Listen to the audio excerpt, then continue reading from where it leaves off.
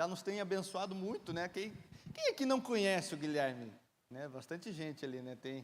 O Guilherme, ele ministra o louvor aqui, ele é da Alcance Curitiba, ele já ministrou o louvor algumas vezes aqui para nós, já trouxe a palavra também, né? E eu tenho certeza que ele vai nos abençoar mais uma vez, né? Por tudo aquilo que Deus tem colocado no seu coração, né? Nós vemos isso é nítido, né? Eu tenho certeza que vamos ser abençoados. Então vamos orar pela vida dele aqui. Pai, obrigado, Jesus, pela vida do Guilherme, da sua família, da sua esposa, dos seus filhos que estão aqui, Senhor. Te louvamos, Senhor.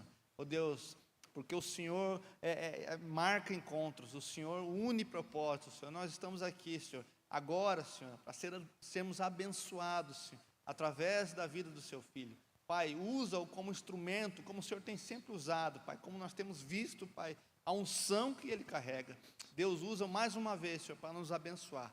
Pai, eu oro em nome de Jesus, que a graça do Senhor, que o favor do Senhor seja algo visível, Pai, que ele possa transbordar para nós, Pai.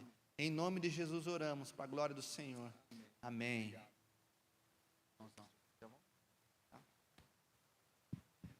Boa noite, gente. Dá um sorriso para eu ficar um pouquinho mais calmo aqui, não ficar tão nervoso aqui. Oi, gente, eu amo vocês. Sabia, a Igreja Alcance de Piraquara? Eu amo, de verdade. Deus colocou um amor, um carinho assim por vocês e não foi difícil isso não, viu? Desde o ano passado vindo ministrar aqui o louvor e depois trazendo a palavra. Agradecer a um presente que é na minha vida também, pastor Leandro, agradecer a pastora Daiane, por confiar naquilo que Deus tem depositado na minha vida. Eu creio que é uma frase que se fala muito por aí, né? Deus não une pessoas, mas une propósitos, né? E ela é muito verdadeira. Ela une objetivos, ela une pessoas que caminham em direção ao mesmo lugar. Eu quero agradecer você, Alcance de Piraquara, por me receber aqui nessa noite. Muito obrigado, viu? Eu tenho passado em alguns lugares e algumas palavras que, quando eu levo a palavra, eu confesso que, para mim, é um grande desafio. Senhor, o que eu vou ministrar, né, Senhor? E o que Deus fala é o seguinte, é aquilo que eu estou fazendo na sua vida nesse tempo. É o que estou ministrando no teu coração para você nesse tempo. Então, cada ministração minha que eu venho trazer, cara, é uma palavra para mim também. E isso é incrível. Eu saio chocado quando eu saio de uma ministração, porque eu falo, uau, Deus falou muito comigo. Amém, gente?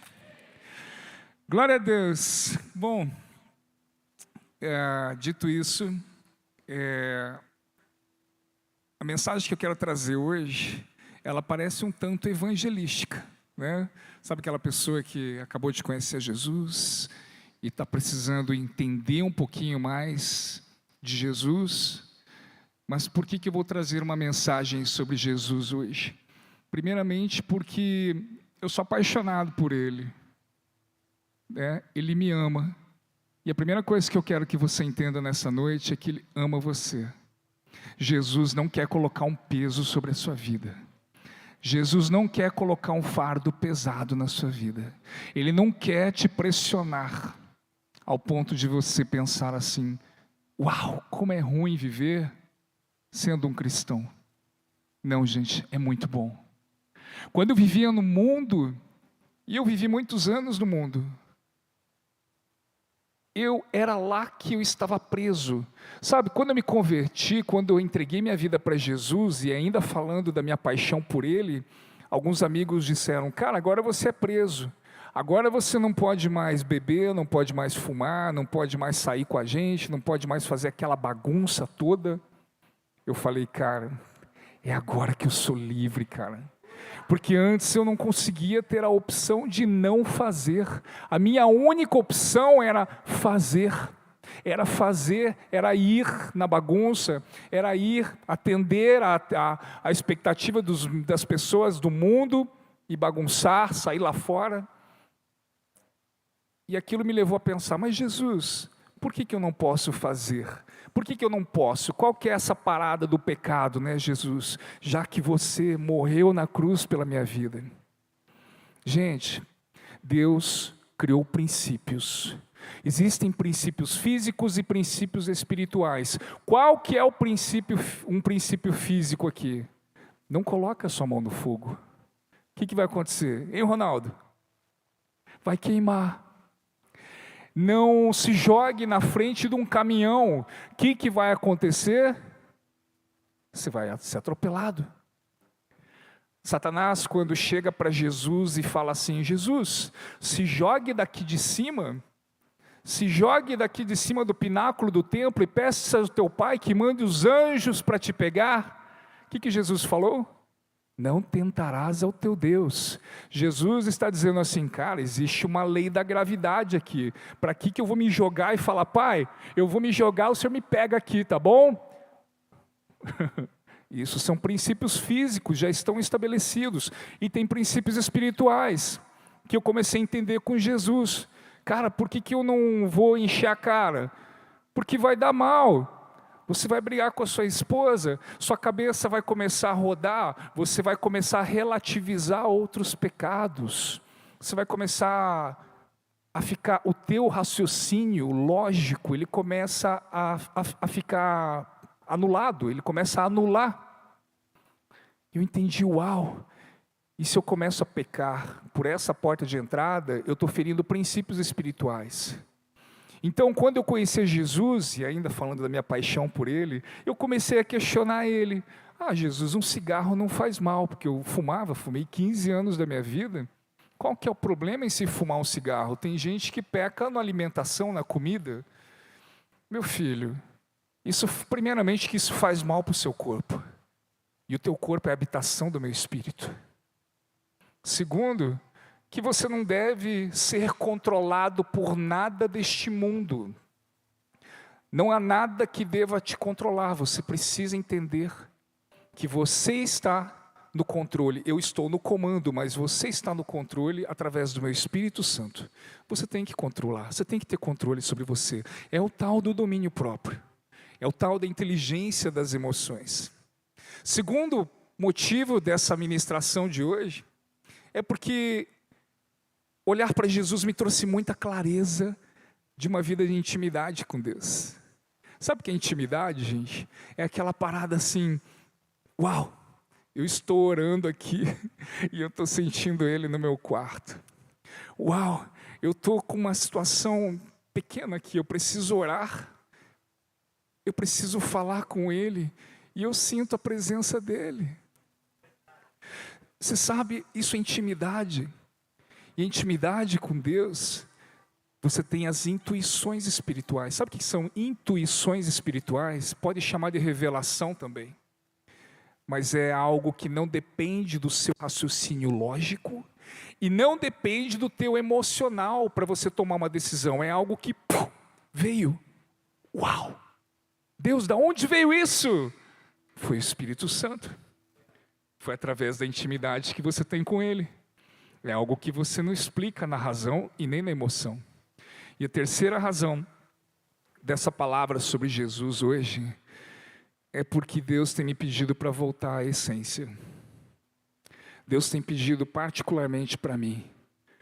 Gui, cadê o Gui lá do começo? Apaixonado, que parava na rua para orar por uma pessoa doente, que arrumado para ir na casa de um jantar, eu não lembro se era um jantar, o que foi, estava eu e Michele arrumados, bonitos, cheirosos de carro, indo para um lugar importante. Deus mandou eu parar o carro agora e falar com aquela pessoa ali na rua. A Michele já, meu Deus, meu marido é louco.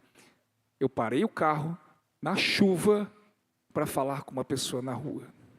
Cadê aquele Gui que não tinha problemas com a sua reputação? O ridículo era normal para ele. Cadê aquele Gui? Deus falou isso comigo recentemente. Eu falei: Senhor, me perdoa, Senhor. Eu me ocupei demais com as coisas deste mundo.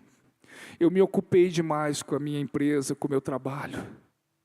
Eu me ocupei demais me preocupando com a igreja. Não é do jeito que eu gosto isso, não é do jeito que eu gosto aquilo. Agora eu tenho uma boa condição financeira, então eu dou o dinheiro para a pessoa no sinaleiro e está tudo bem. Não, Senhor, eu tenho empatia pelas pessoas. E Jesus, com muito amor, chegou para mim e falou: meu filho, empatia todos nós temos, é muito fácil ter empatia.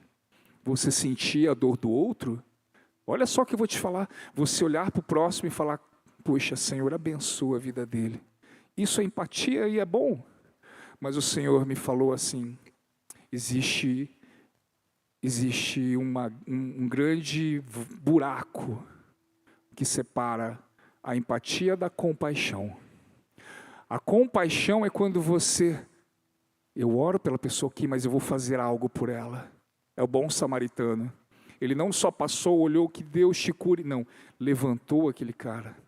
E era assim, eu era muito assim, eu falo era, porque Deus falou isso muito forte no meu coração, a essência está aqui.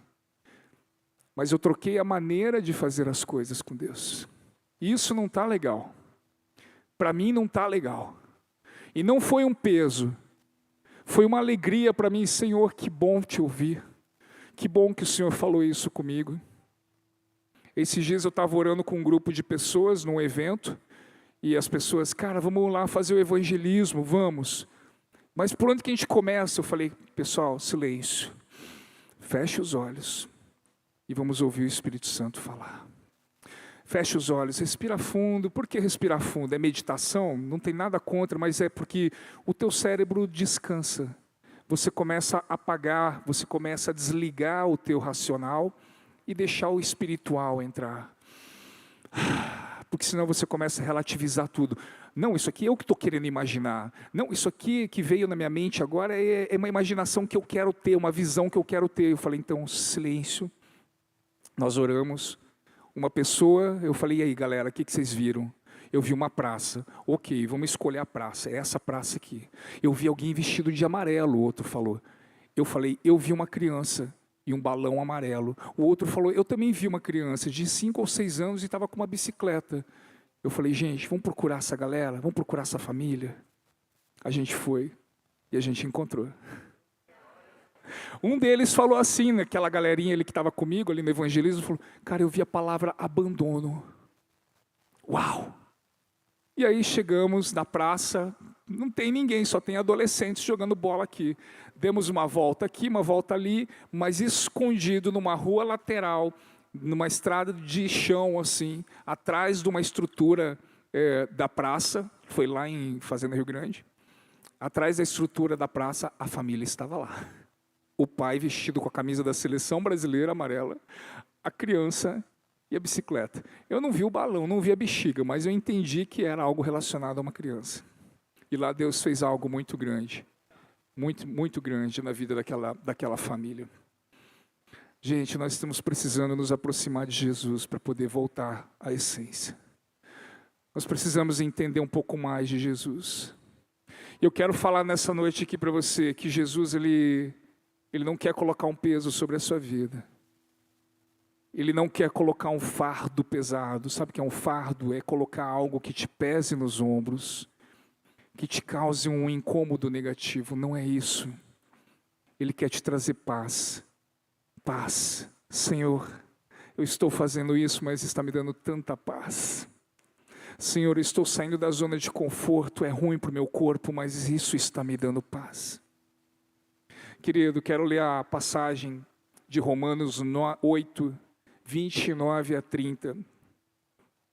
Você que tem a sua Bíblia digital aí, ou não, eu quero ler aqui para você. Eu gosto muito da versão da King James atualizada. Eu acho que ela se aproxima bastante do original. Olha só, gente, eu vou parafraseando o versículo. Sabe o que é parafraseando? Eu vou parando e falando algumas coisas no meio, tá? Colocando as minhas palavras na passagem. Portanto, aquele que de antemão, ou então antecipadamente, ou então desde o início já nos conheceu, também os predestinou para serem semelhantes à imagem do seu Filho, a fim de que Jesus, ele, seja o primogênito entre muitos irmãos. Essa palavra está dizendo: ei, você que está aqui nessa noite, que Deus já conhecia desde o início, antes de você ser gerado. Ele está o quê? O que Ele está dando para você? Ele te predestinou a ser semelhante a Jesus. Olha que louco isso. E aos que Ele predestinou, nós, a estes também chamou. Ele te chamou, venha comigo, venha andar comigo. E aqueles que Ele chamou, ei, você que eu chamei, igualmente justificou. Agora vocês têm a cruz, vocês têm a justiça através de mim. E a esses que justificou, também glorificou. Uau, a glória de Deus está sobre a sua vida, meu irmão. Ele te deu a oportunidade, a chave da glória dele estar sobre nossa vida. Aonde você pisar, a manifestação das habilidades, das características de Deus, elas precisam estar ali.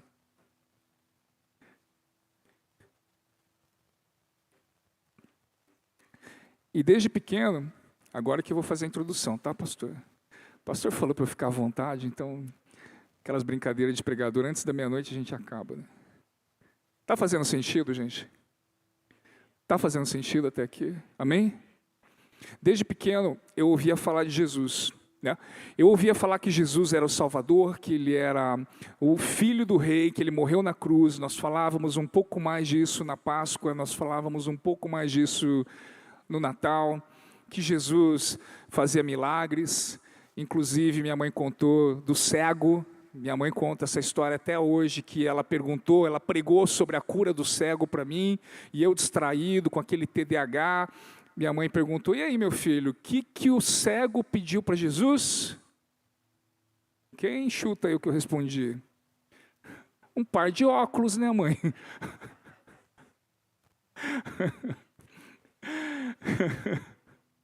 É sério, gente. Mas o fato é que tudo que me falavam de Jesus estava criando uma imagem a respeito de Jesus. E havia um abismo entre o que eu estava entendendo sobre Jesus, presta atenção, porque isso pode ser a sua realidade. Um abismo, algo muito distante entre o que eu estava entendendo sobre Jesus e quem Ele realmente é. E é sobre isso que eu quero falar para você. E aí no começo da minha conversão, as pessoas, mas Gui, veja o que o apóstolo Paulo falou, olha que o rei Davi fez, olha que Abraão aconteceu. Eu falei, amém, querido. E até hoje eu falo amém, mas na dúvida que eu tinha naquele início, eu falei, eu fico com Jesus, cara, peraí. Na dúvida entre Jesus e Paulo, é Jesus. Na dúvida entre o rei Davi e Jesus, é Jesus. Gente, por isso que é importante nós entendermos mais sobre Ele. E não só entender mais sobre Ele, mas lermos os evangelhos, lermos sobre a vida dEle. E eu tenho certeza absoluta, e isso está ardendo no meu coração, que a partir do que eu vou falar aqui para você hoje, talvez você tenha ouvido, mas eu quero que você ouça hoje de uma maneira diferente. Pode ser que te abra o coração e a tua visão para uma maneira diferente de como você vai ler os evangelhos daqui para frente, de como você vai olhar para a vida de Jesus daqui para frente. Sabe, gente, eu dou minhas mentorias de inteligência emocional, baseado na Bíblia. Eu tenho grupos online, eu faço também coaching individual com pessoas, e quando eu falo de Jesus, vem aqueles questionamentos. Ei, por que você não escolheu Maomé ou Buda, não sei o quê? Tem pessoas, gente, que não adianta você querer já chegar de cara e só falar que Jesus é amor, que Ele é tudo. É legal você ter uns argumentos. E os meus argumentos são os seguintes, cara, por que eu vi Jesus como líder? Por que eu escolhi Ele como líder? Primeiro, não na ordem de importância, mas primeiro porque Ele fazia a coisa acontecer, o milagre, e depois Ele ensinava os seus discípulos, cara, olha como é que faz. Você está vendo eu fazer? É assim, agora é tua vez. Olha que legal isso. Jesus não ficava só pregando, falando, como muitos outros líderes religiosos que apareceram na história. Outros líderes religiosos, não vou ficar falando aqui para não magoar ninguém, mas o cara falava sobre autocontrole, mas ele tinha 200 quilos, não conseguia nem se mexer. Você entende? E assim por diante. Segundo argumento é que ele foi o único que afirmou: eu sou o caminho, olha, o caminho, a verdade e a vida. Vida, ninguém vem ao Pai a não ser através de mim. Eu sou o caminho. O que é ele é o caminho? É olhar para ele que ele está te mostrando por onde passar para chegar até Deus. E o terceiro argumento é que ele foi o único líder que morreu, mas ressuscitou. Então, quando as pessoas que não creem em Jesus ainda me perguntam: Gui, não sou eu que falo, né? Eles falam que eu sou inteligente. Por que você, um cara tão inteligente, segue a Jesus, evangélico, essas coisas? Eu falei: cara, eu estudei outros líderes, mas eu tenho 3 pontos aqui que me fez, racionalmente, eu falo assim. Depois eu recebi uma revelação. Mas eu vou te falar racionalmente, eu tenho aqui 3 argumentos, são esses. Faz sentido, gente? Agora, eu começo a pregar. Olha só. Muitos pensam que Jesus, primeiro ponto importante para você entender. No meu entendimento, estou trazendo meu entendimento lá atrás, eu pensava: uau, mas Jesus então, ele curava, ele fazia os milagres porque ele era como Deus, era muito fácil para ele. Ele veio do céu, então ele já veio carregado de poderes sobrenaturais, então é muito fácil para ele curar, tocar numa pessoa e ele ser curado, as pessoas serem curados. Eu achei que ele tinha superpoderes, raios saíam dele e tal, apesar de ser naquela estrutura humana. Mas aqui está o primeiro ponto, gente. Jesus, quando nós falamos que ele era 100% Deus, 100% carne, 50% pode ser, alguns pregadores falam. Eu quero dizer para você, ele veio em carne e osso como nós. Isso precisa ser uma revelação na sua vida. Ele veio como eu e você. Ele não veio com privilégios. Presta atenção, gente, que isso é muito chave. Ele veio com as mesmas dores do que eu. Mesmas dores de você. Hebreus 2,18 fala que por ele ter sofrido tentações, ele também é capaz de nos livrar das tentações. Ele conhece o nosso sofrimento. Ele já passou pela dor que você passa nessa terra. Ele já sentiu a tentação de olhar para outra mulher. Ele já sentiu a tentação de não caminhar mais para a cruz. Ele sentiu a tentação de comer enquanto ele estava no jejum, de ceder às tentações de Satanás. Mas ele resistiu. Jesus era carne e osso como nós. Gálatas 4:4. Todavia, quando chegou a plenitude dos tempos, Deus enviou seu Filho, nascido de mulher, nascido também debaixo da autoridade da lei. Eu vou resumir a autoridade da lei para você. Terra, mundo físico, submetido ao nosso mundo, submetido ao calor, ao frio, à fome, a tudo que você imagina que nós passamos. 1 João 4:2. Deste modo podeis reconhecer o Espírito Santo. Todo espírito que confessa que Jesus Cristo veio em carne é de Deus. E a palavra de João 1,14, bem conhecida. E o verbo e a palavra se fez carne e habitou entre nós, e vimos sua glória como a do unigênito Pai. Gente, o fato é que Jesus não podia curar, ele não podia libertar as pessoas tomadas por espíritos malignos, ele não podia levantar os mortos, a não ser através da vida que ele levou, através da vida de oração, através da vida de jejum, através do poder que ele ia buscar aonde? No Pai, através da intimidade com Deus. Faz sentido, gente? Quem está olhando para Jesus já um pouquinho diferente já? Levanta a mão aqui para eu ver. Um pouquinho, nem que seja só um pouquinho. Olha só quanta gente, que legal. Gente, sabe que quando Deus falou, filho, você vai para a terra. Filipenses 2:6-7. O qual Jesus, ele, tendo plenamente a natureza de Deus, olha só, vivia como Deus, vivia com a natureza de Deus nos céus.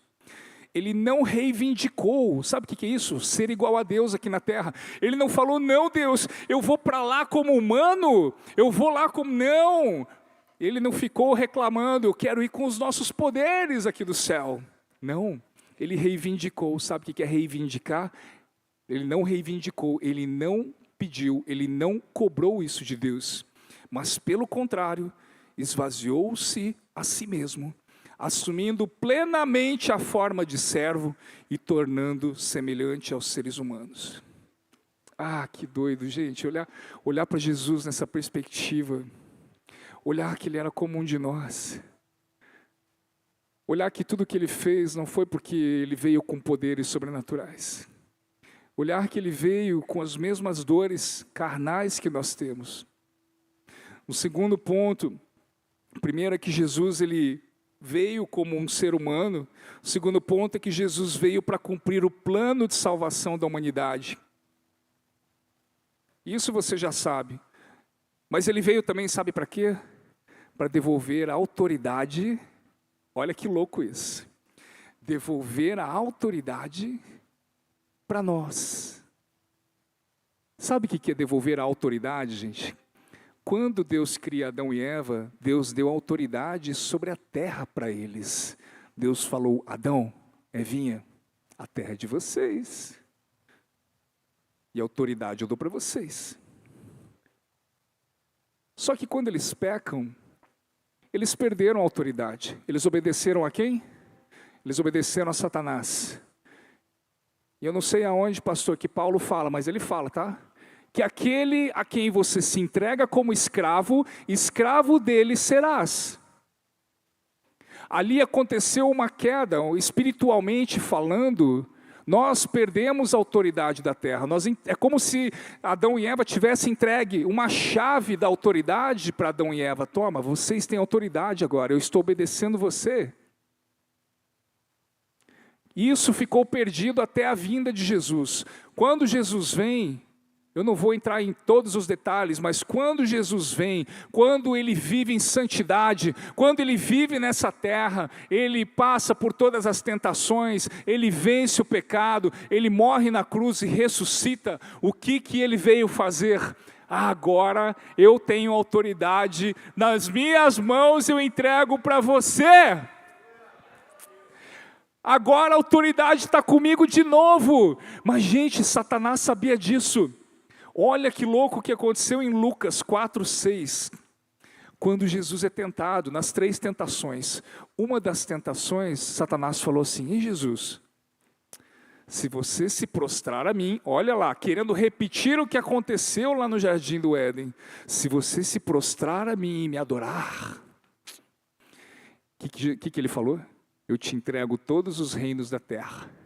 Sabe o que Satanás está fazendo aí? Ei Jesus, você sabe que a autoridade está comigo, né, cara?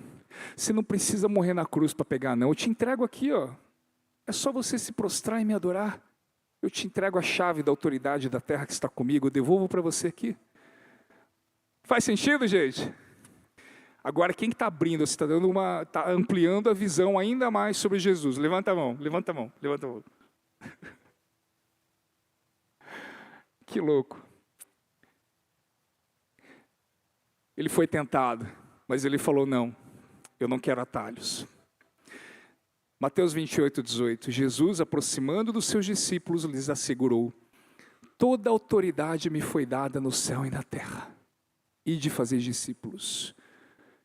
Jesus, ele nos devolveu a autoridade dele, a autoridade que era nossa no princípio, ele nos devolveu.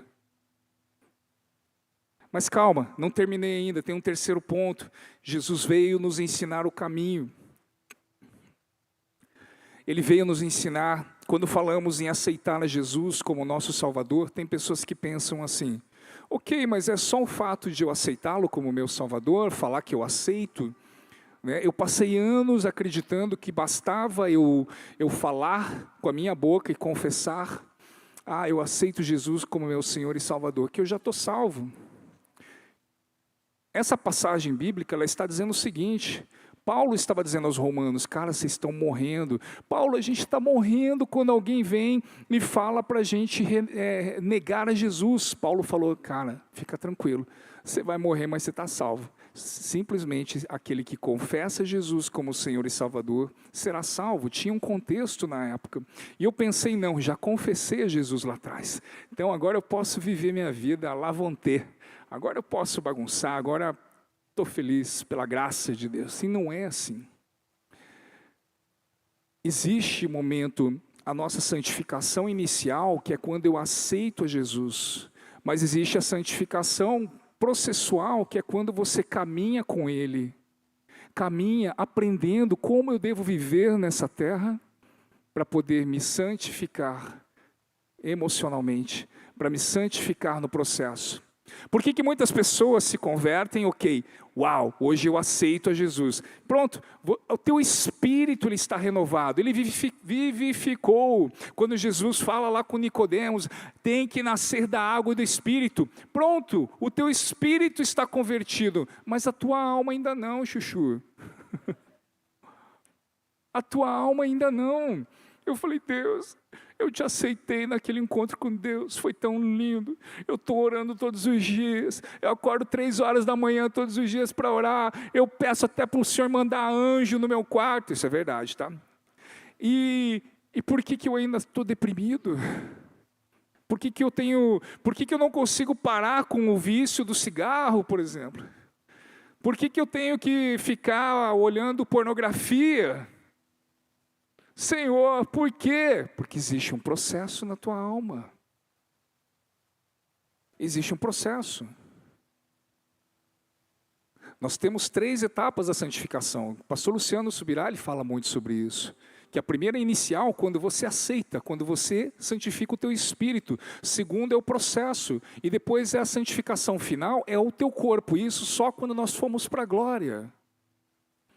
E Jesus ele veio nos mostrar o caminho para essa santificação, gente. Ele veio nos mostrar, gente, é por aqui, ó. Se você me aceitou como Senhor e Salvador, como Mestre, caminha aqui comigo, é por aqui. Não vai por ali porque vai dar mal. Caminha comigo.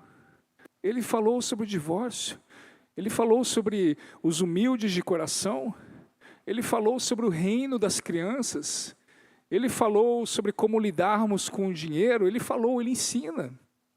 Ele é o caminho. Quando nós falamos que eu aceitei a Ele como meu Senhor e Salvador, é meu Senhor. Mas não é por pressão. Agora, se você não obedecer, vai cair um raio na tua cabeça. Não, o raio cai na tua cabeça porque já existe um princípio espiritual pré-estabelecido. Lembra que eu falei lá no começo? Pisou na bola, furou, já era. É assim, já tá desenhado isso, não tem, é irrevogável, não tem como cancelar os princípios. Lembra do dedo no fogo? Não tem como cancelar esse princípio, ele já existe, assim como já existem princípios espirituais. Então Jesus ele veio nos mostrar o caminho. Ele veio para nos mostrar por onde caminhar. E o que nos separa tanto, gente? Aí você se pergunta, poxa, aqui, tudo isso é muito legal, mas o que está me separando tanto de ser como Jesus? Eu tenho alguns pontos aqui para falar para você antes da gente partir para o final, que é a parte prática. Então, o que eu fiz aqui com vocês? Eu contextualizei sobre Jesus.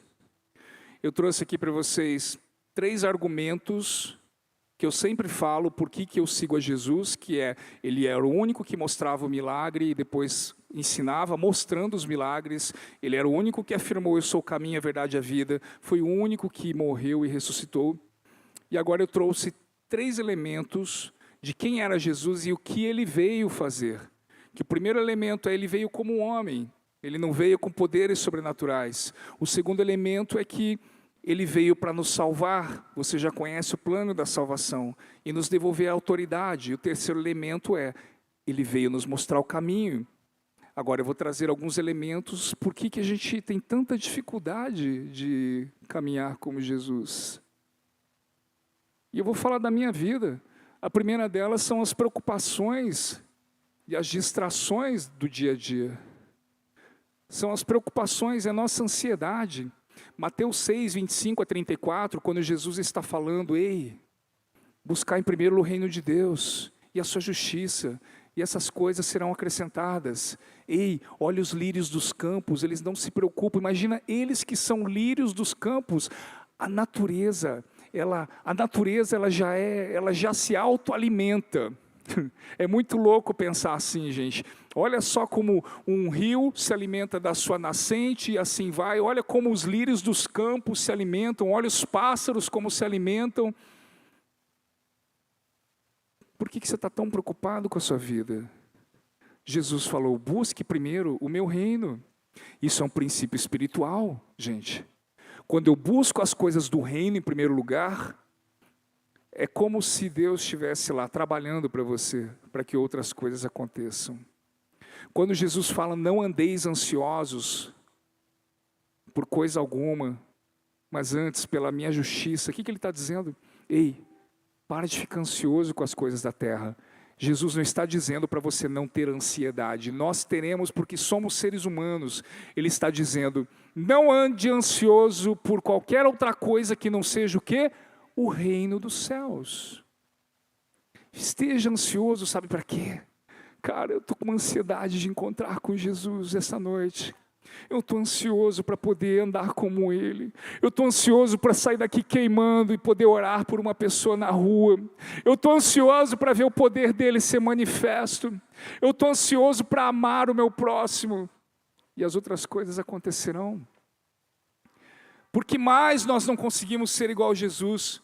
Porque nós estamos preferindo o alimento da carne do que o alimento do Espírito. Gálatas 5,17.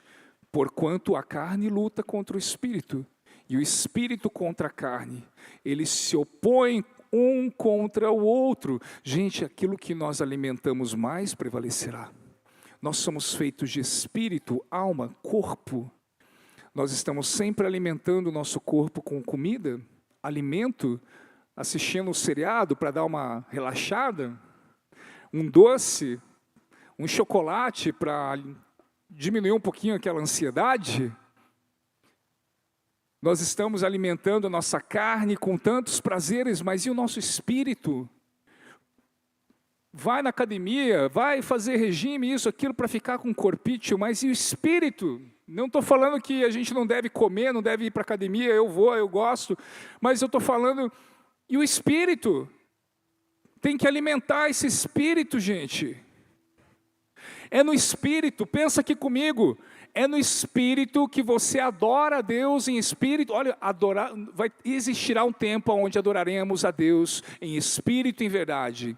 Em Espírito, é no Espírito que nós adoramos a Deus de verdade. É no Espírito que está o quê? A tua relação de intimidade com Ele. É no Espírito que está o quê? A sua oração em línguas. É no Espírito que está o quê? As tuas intuições espirituais, as revelações. Gente, como que eu vou viver em Espírito se eu não alimento o bendito do Espírito, gente?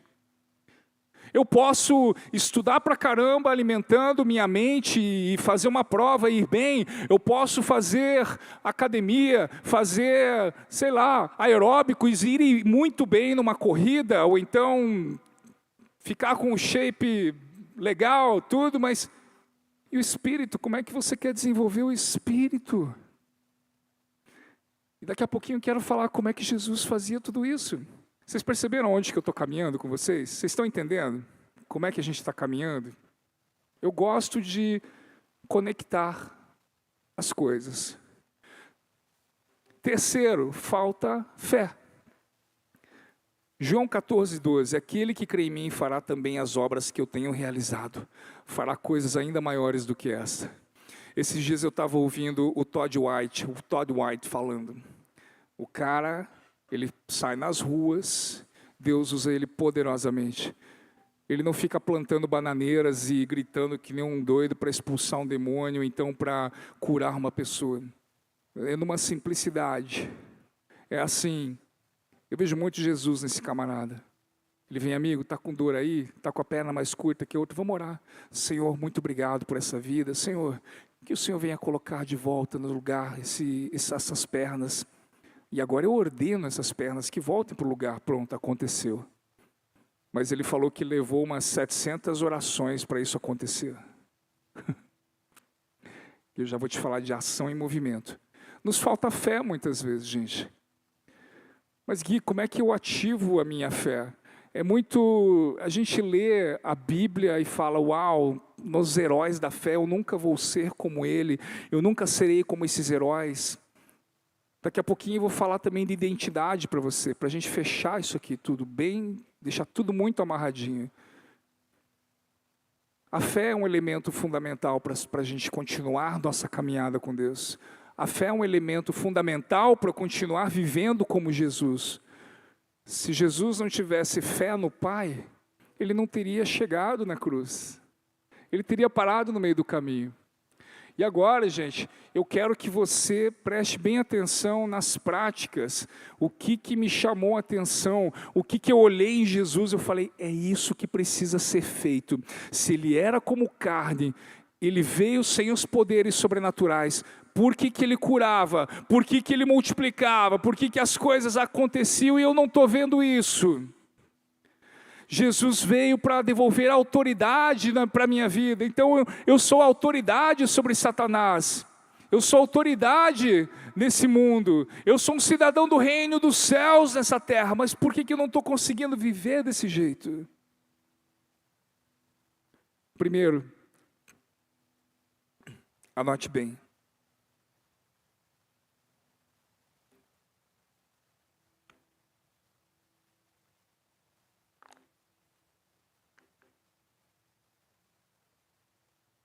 O ponto mais importante que eu vejo na vida de Jesus, nas práticas dele, é o tempo de oração. Era estar em oração. Eu deixei de orar por muito tempo, meus irmãos, porque eu achei que Deus não estava me ouvindo, porque eu achei que era besteira. Eu deixei de orar e foi um grande erro na minha vida. A oração, olha só, quando a gente olha para os evangelhos, e você vai começar a ler os evangelhos, você sempre vai ver Jesus fazendo o quê? E ele se retirou para orar. E se retirou novamente para orar. Ele curou a multidão e depois ele se retirou para orar. Meu Deus, João Batista foi decapitado, meu coração está entristecido, mas eu vou aqui fazer os milagres aqui, agora vou o quê? Me retirar novamente para orar. Era uma prática de Jesus. Você não vê Jesus impondo a mão na cabeça das pessoas, do cego, seja de quem for. Deus, em nome do Senhor, em meu nome, tira esse demônio. Não. Gente, ele já estava carregado, as baterias dele estavam carregadas. A oração, ela abre um caminho entre você e os céus. A oração é a maneira como Deus escolheu para falar com esse mundo terreno. É a oração, ela passa pelo nosso espírito. É como se você abrisse um buraco, uma dimensão, para um lugar que você não alcança racionalmente, mas é apenas espiritualmente. Pensa assim, gente, Deus, eu estou orando, eu começo a visualizar um buraco saindo assim, entrando numa dimensão espiritual. Eu falo, uau! A oração é o canal que Deus escolheu. E quando nós olhamos, se Jesus era carne, eu sou carne, então ele orou, eu também vou orar. Ele já carregava suas baterias e no momento que ele precisava agir, era o quê? Sai, demônio, sai, vai para os porcos. Ah, vamos brincar aqui, vamos pegar passa o lodo nos teus olhos, que os seus olhos serão curados. Meu irmão, coloque a mão no olho, deixa eu colocar a mão nos seus olhos, será curado, e pronto. Ele ordenava, se levante e ande. Ele ordenava. Mas por que, gente? Porque ele tinha os superpoderes? Não, porque ele estava carregado, cheio de Deus. Cheio de Deus. Marcos 1,35, de madrugada, em meio à multidão, Jesus levantou-se, saiu de casa e retirou-se para um lugar deserto e ficou orando. Lucas 5,16, todavia Jesus procurava manter-se afastado, indo para lugares solitários, onde ficava orando. Mateus 14,23, ele orou depois de receber a notícia de que João Batista havia sido morto, e depois que ele alimentou 5.000 pessoas. Assim que mandou o povo embora, subiu sozinho ao monte para orar, e ao chegar de noite, lá estava ele a sós. Lucas 6,12, Jesus, ele ora antes de chamar os seus 12 discípulos. Lucas 9,18, ele ora de novo. Jesus orou pelos pequeninos, ele orou antes da transfiguração, ele orou no Getsêmani, diante de uma provação. Jesus morreu orando. Pai, na tua mão entrego o meu espírito, orou e morreu. A vida dele era uma vida de oração, querido. Não tem como, queridos, a gente viver uma vida como Jesus, sermos semelhantes a ele, como a primeira palavra de Romanos 8 que nós lemos aqui. Não tem como, nós queremos ser semelhantes a ele, ter o fardo leve, o jugo leve, suave, se a gente não viver como ele viveu. Do contrário, nossa vida será muito pesada. Primeira coisa, a oração. Segundo, o pastor Luciano tem falado bastante sobre o jejum. E é uma das marcas em alguns tempos da minha vida. Por exemplo, quando eu precisava tomar uma decisão importante. Aliás, o jejum não era para resolver o meu problema. O jejum não era para eu conquistar minhas coisas. O jejum era para me transformar. O jejum era para alimentar o meu espírito. Lembra? O canal de comunicação com Deus. O jejum fazia eu eliminar os prazeres da minha carne, e aquilo eu conseguia ter muito mais clareza na minha mente, no meu espírito. No último jejum mais prolongado que eu tive, algumas semanas atrás, a minha mente teve uma clareza tão grande, tão grande. Eu consegui enxergar as coisas de uma maneira sobrenatural. Gente, é muito real o jejum. O jejum, ele faz bem para o teu corpo também. E ele faz bem para o nosso espírito. E Jesus, ele orou depois de jejuar 40 dias e 40 noites, teve fome, Mateus 4:2. Mateus 17, 19 e 21, Jesus perguntou, quando os discípulos tentaram expulsar o demônio de uma criança, isso, e eles não conseguiram, perguntaram, Jesus, por qual motivo não foi possível expulsar esse demônio? Sabe o que Jesus respondeu, gente? Por causa da pequenez da sua fé.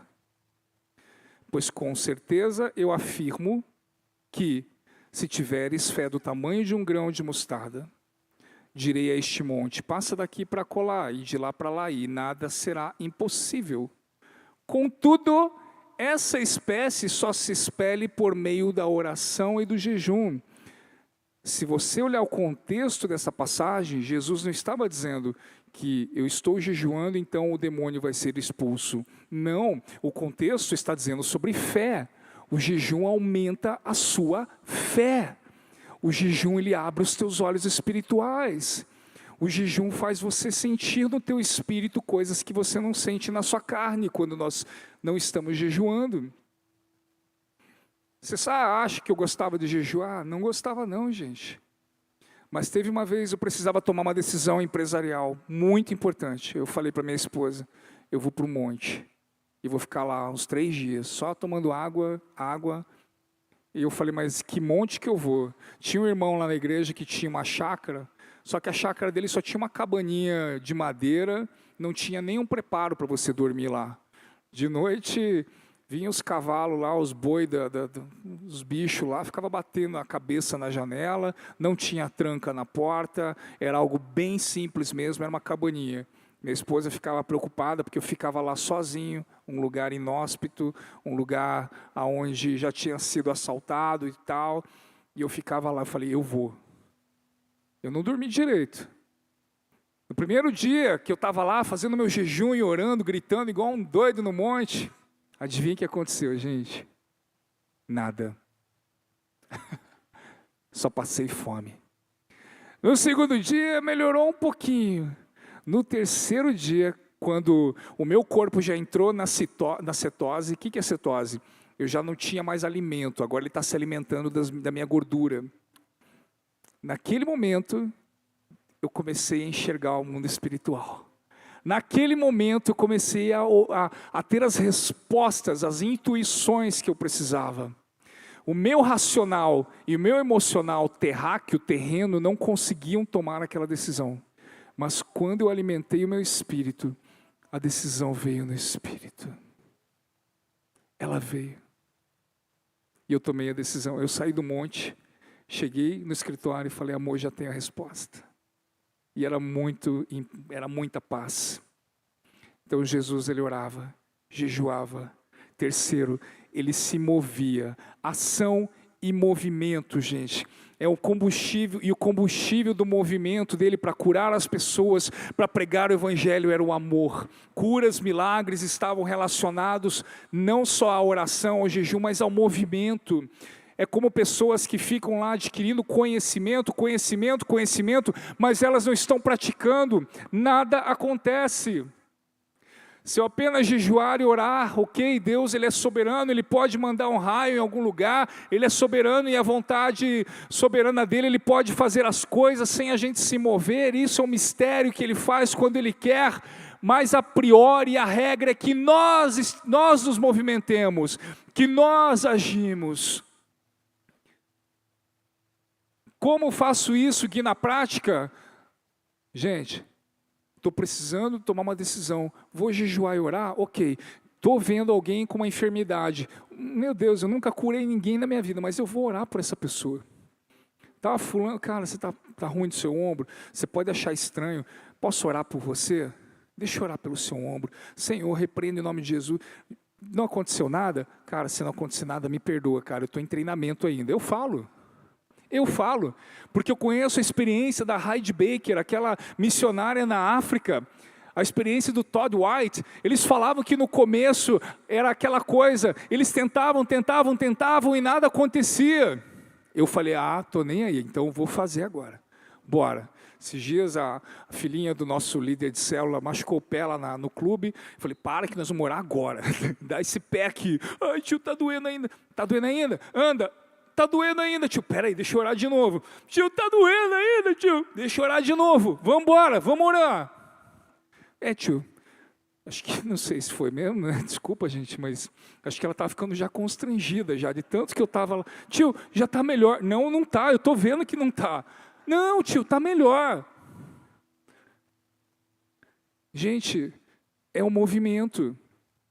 Sabe, hoje em dia, o que nós temos visto em igrejas, em lugares que as curas, os milagres estão acontecendo mais pelo movimento do que propriamente dito pela oração. A oração e o jejum nos aproximam de Deus, nos carregam da presença dEle, nos carregam da glória dEle. Agora, o que nós vamos fazer com essa força? O que nós vamos fazer com o poder que Ele gerou em nós? Sair, ir, falar de Jesus. A minha experiência lá na praça, e cara, desculpa, você pode achar estranho pra caramba, mas eu estava orando aqui, eu vi um cara de camisa amarela, eu não sei se é você, mas eu quero orar por você. Não, tá tudo bem. Às vezes a gente fala errado, cara, você está com algum problema que eu quero orar? Não. A pergunta certa é, posso orar por você? Existe algo que exija oração na sua vida? Tem algo? Não, tá tudo bem minha vida, tenho uma família feliz. Não tem problema, posso orar mesmo assim por você? Que Deus pediu para orar por você. É um movimento, gente. Mas tem momentos que isso não cabe na nossa mente, na nossa cabeça, pela preocupação do dia a dia, porque eu vou agora, minha reputação, ela vai ser, vou me frustrar, eu vou acabar com a minha reputação se essa pessoa não for curada, e daí? Gente, quem tem medo de ser ridículo jamais vai experimentar algo extraordinário. Ridículo para o mundo, loucos para o mundo, mas cidadãos do reino dos céus. Eu quero que você fique com esses 3 pontos: a oração, o jejum e a ação em movimento. Por que que eu trouxe todo o contexto de Jesus para você antes? Porque se eu pregasse para você sobre Jesus, oração e movimento, você ia falar, eu já sei de tudo isso. Eu já ouvi tudo isso em algum lugar. Por isso que eu trouxe para você toda a fundamentação. Tudo o que Jesus realmente era. Por que acontecia o que acontecia com ele. E por fim, gente, para completar isso aqui. O que fazia ele estar em movimento. O que fazia ele ter constância. O que fazia ele orar. Mesmo cansado, mesmo com fome, jejuar, manter a sua vida. Era a identidade que ele tinha em Deus. Ele sabia quem ele era. Ele falava assim, eu sei quem eu sou filho do Pai. Não há nada que o filho faça, a não ser que tenha visto o Pai fazendo. Ele sabia quem ele era, é muito louco. E por que nós muitas vezes não temos essa percepção? Sabe o que pode acabar com a nossa percepção de identidade em Deus? Quando você tem uma frustração na sua infância. Quando você sofre um abuso, eu falei sobre isso na pregação passada aqui. Quando você sofre um trauma, quando alguém começa a te chamar de burro, você não presta para nada, nossa família é pobre mesmo, você nunca vai ser nada na vida. Você acha que você vai poder ser um cara com dinheiro para abençoar o reino, qualquer outra coisa? Você acha que você vai poder pegar um emprego, um cargo bom numa empresa? Não. Dinheiro não cai do céu. Dinheiro não é assim tão fácil, é duro. Talvez você tenha passado por uma infância, em alguns momentos da sua vida assim. A pessoa que recebeu uma agressão física, por exemplo. A pessoa que viu os pais brigando. O pai separou, a mãe separou, a mãe sofreu, o pai sofreu. Para aquela criança, a minha identidade é ser o filho, a filha de alguém que bebe, que briga. A minha identidade é um burro, é um incapaz. E hoje Deus quer restaurar isso em você, querido. Ele quer restaurar a sua identidade nele. Porque sem uma identidade você não consegue viver um propósito. Jesus, ele tinha primeiro uma identidade no Pai, para poder viver o propósito. O que era o propósito dele? Salvar a humanidade. E para salvar a humanidade ele tinha um processo, que era a missão. A missão era curar o enfermo, multiplicar os pães e os peixes. A missão era pregar o evangelho. A missão era fazer os 12 discípulos. A missão era chegar na tentação, na provação, morrer na cruz e ressuscitar. O propósito dele era o quê? A salvação das almas. E ele tinha já uma missão completa para chegar nesse lugar. Só que ele sabia quem ele era. Porque se ele não soubesse, em algum momento, ele ia desviar. Ele ia falar, não, cruz, eu morrer numa cruz, eu ser entregue para os romanos. Pois Jesus, você tem tanto poder, cara, por que você não estoura os miolos de todo mundo, todos esses romanos aqui? Por que você não faz os caras terem um ataque cardíaco aqui? Faz alguma coisa com todo o seu poder? Ele sabia quem ele era, ele sabia que ele tinha que ir para um lugar. Quero te convidar a ficar de pé e começar a refletir, pensar em tudo isso. Fechar os teus olhos e orar no seu lugar. Eu quero dar um tempo, não para eu orar, mas eu quero dar um tempo para você orar agora. Eu quero dar um tempo para que você comece a falar com Deus, sentir o amor dele sobre a sua vida. Jesus chegou, querido. Jesus chegou. Jesus chegou na sua vida. Em todo lugar que você chegar, a partir de hoje, Jesus chegou. Jesus chegou junto. Ore. Fale com Ele da maneira como você sabe orar, da maneira como você quer conversar. Sabe como é que era a minha oração? Era, Senhor, Jesus, me ajuda a ser parecido com você, Jesus. Me ajuda a viver como você, Jesus. Me ajuda a ter a tua mente, Jesus. Me ajuda a me aproximar de você, Jesus. Me ajuda a enxergar além. Me ajuda na minha falta de fé, Jesus. Você ajudou outras pessoas a terem fé. Me ajuda, Jesus. E para isso, Jesus, eu vou fazer algo também. Em contrapartida, me ajuda a orar mais. Me ajuda a jejuar mais. Me ajuda a estar mais em movimento. Essa era a minha oração com Jesus, queridos. Não era só eu pedir algo, mas era também dizer algo que eu poderia fazer para completar o movimento. Então, se eu quero viver